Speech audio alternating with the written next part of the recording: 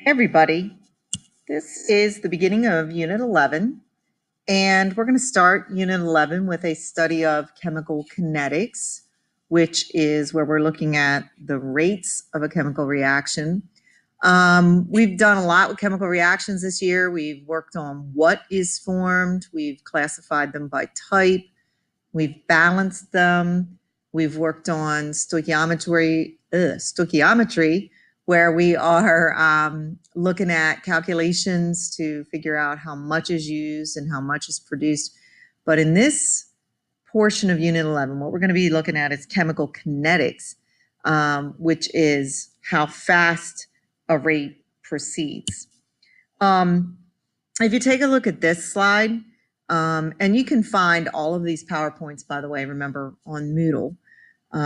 So if you take a look at this slide, this is a graph of how the reactants, I know they called it reagents, but that's just another word, and I got this off of a website for reactants, but how the reactants change over time, starting out at a very high concentration, and as the reaction proceeds, of course, how much reactant you have decreases.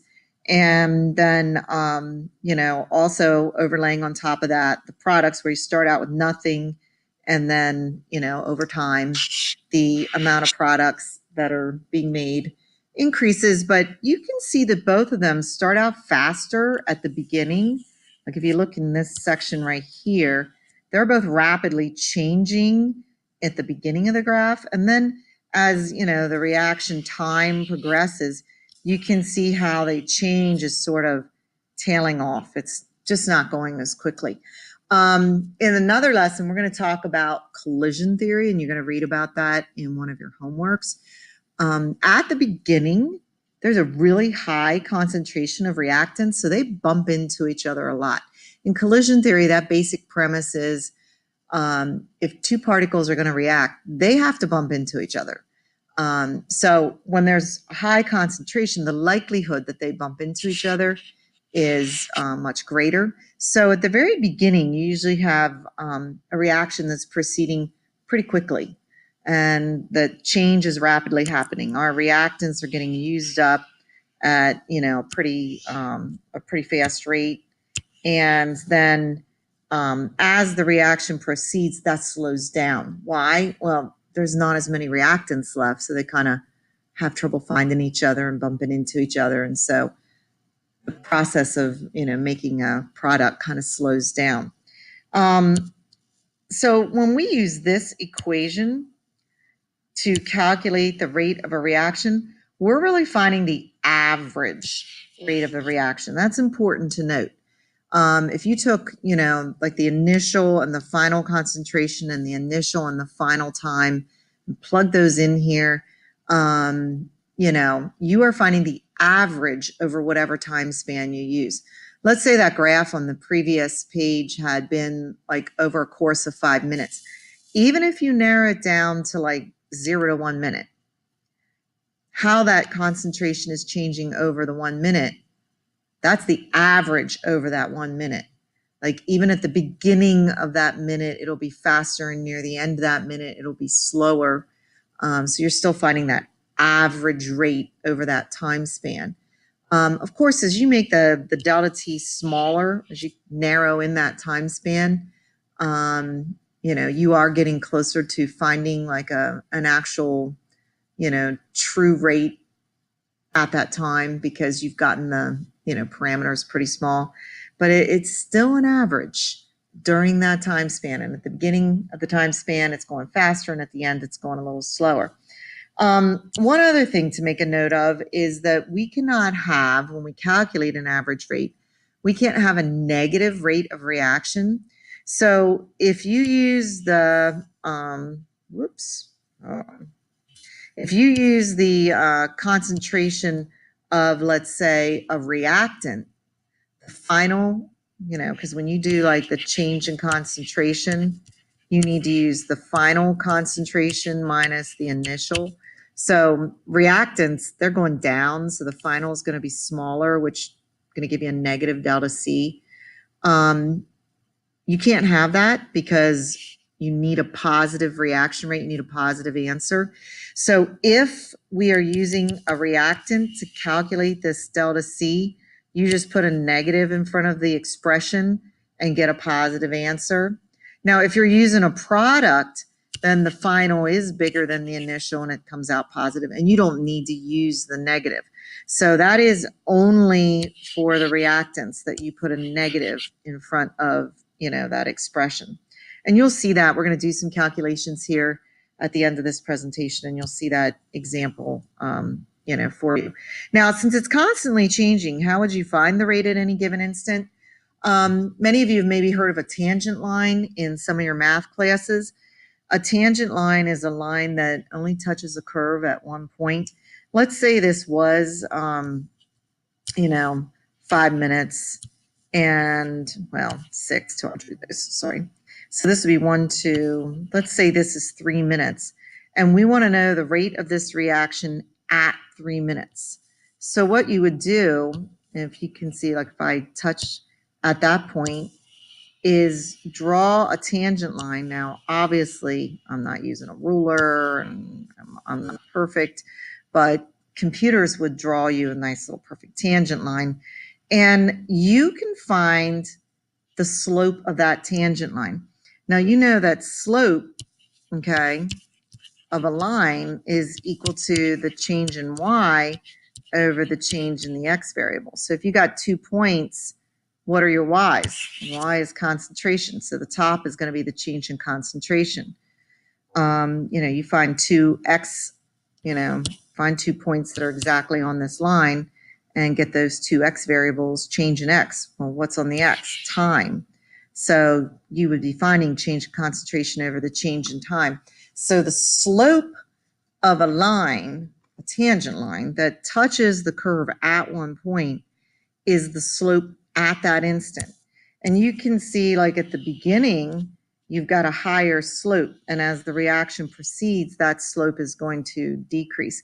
You can, you can also see where if you drew the line, like let's say we wanted a line at 2, oops, that is not what I meant to do, but let's say we want a line right here touching the curve only at 2 minutes. I'm trying to draw a tangent. I know that's not perfect. That's more like 1.5. But that would have a negative slope. That's why you need that negative sign, because you'd have to change the sign and make it positive. So when we use data in a chart to calculate the rate, we're always going to be finding the average rate over whatever time span we use off of our chart. The only way to find instantaneous rate is to have a graph and draw a tangent line and get the slope of the tangent line at that point. We're not actually going to do this, but you are responsible for knowing that, you can find the rate at an instant using the slope of a tangent line. But as far as like what you are responsible for actually calculating, oops, let me see.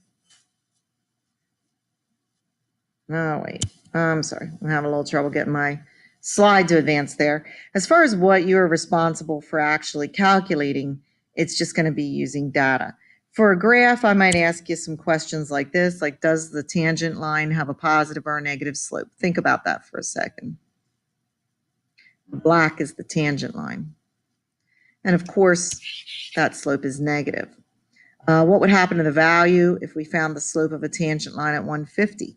So say you came out here, and you drew a line that's going to be tangent there. Now, okay, what's going to happen to the value? Well, it's not as steep of a line. You're going to have a smaller slope. That's because reactions start out fast and they slow down as they proceed. One other question I might ask, and I don't have it typed on here, is this a graph of a reactant or is this a graph of a product? And you see how it's going down. That's got to be a reactant, because a product would start at 0. Oops. Product would start at 0 and, and go up. So now I'm getting a little messed up there, but you know what I mean. So, going the wrong direction here. You guys know I'm new at this. So, all righty. So moving on, what do you do with actual data? Okay, so this would be some data that I took off of a website. You've got reactants, hydrogen and chlorine, and you can see that their concentration, in the 4 seconds goes down, and then you've got product, HCl, and you can see that its concentration goes up. And it says determine the average reaction rate for the hydrogen. So remember that when you find the average, oops, hold on. Get us back to our data. Somehow I wasn't on my pen anymore. So when you're trying to find, the average rate, okay, you're going to take, like this would be C2 and C1. So you're going to take 0.020 minus, well, that isn't exactly what I wanted. I don't know how you get rid of them. Well, to get rid of the pen, you got to use the eraser. Let's see. Let's practice that. Why not? Okay, there we go.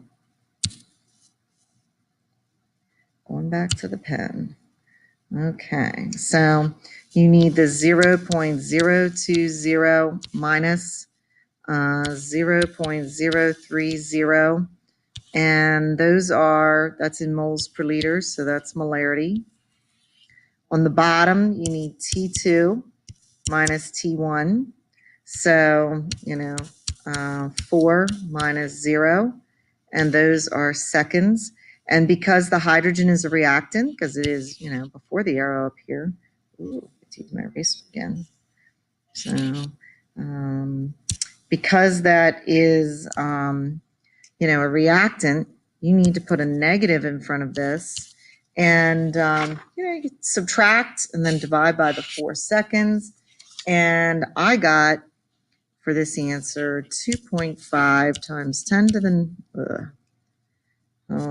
times 10 to the negative third.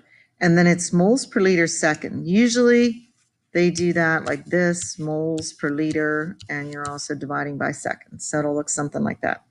Now, I'm going to take a little pause. I want you to try B.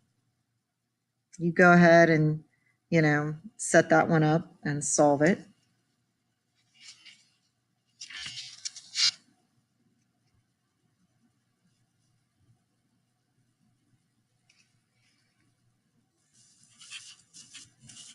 Okay, while you're finishing that up, I'm going to start putting down the work for how to solve that.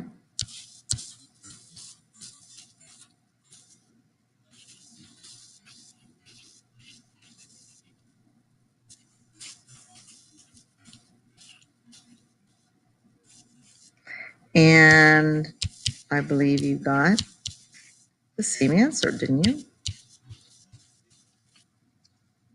Okay.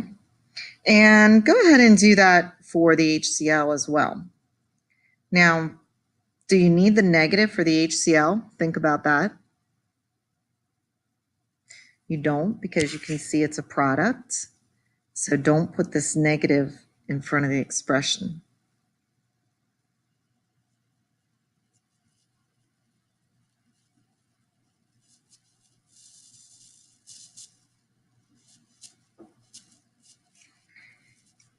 Now, did you get 5.0 times 10 to the negative third moles per liter second when you did the problem for the HCl?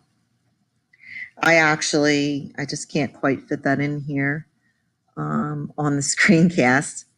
So I'm used to being able to write on the whiteboard and having more space, but you should have gotten that answer. Now, what I want you to look for is, do you see any kind of a relationship between these numbers, these rates of reaction, and the balanced chemical equation? Does anybody notice that pattern? You see how this is a 1 to 1 to 2 ratio? These are the same and then the HCl is double the rate. Well, if you look back at the balanced equation, it's 1 to 1 to 2 is, the ratio of the coefficients. Now, this is a really important point. The coefficients in a chemical reaction, in a balanced chemical reaction, also represent the ratio of the rates. So quite often in a chemical reaction, there might be one substance that's easy to measure. Like, for example, here in this reaction, the HCl is really easy to measure. It's an acid. You can measure the pH and very easily see how its concentration changes. We're going to learn in Unit 12, actually, how to figure out the concentration of an acid from its pH. It's a pretty easy thing to do. So, they might actually have collected this data, and then the rest of them, they know that it's a 1 to 1 to 2 ratio. So they know exactly how the hydrogen and the chlorine are going to change, because they are going to have half the rate that the HCl does. It is kind of nice because if there's several substances in a chemical reaction, it's cheaper, it's easier to just find the data for one substance, like what's its concentration at some different time units, and then you can fill in the rest of the chart. You kind of know how the rest of them actually will change. We'll practice that in some worksheets that you're going to do. After you've watched this presentation, there's a worksheet that I want you to do, and the substitute will give you the worksheet so that you can practice some of these calculations with a different set of data and a different chemical reaction. And then I definitely want you to check your key, or check your answers against the key that the substitute has. And you will definitely be able to see how the ratio of the coefficients is also going to match the ratio of the rates for a chemical reaction. So good luck with the worksheet, and also some of the problems, on the bookwork and WebAssign. All right.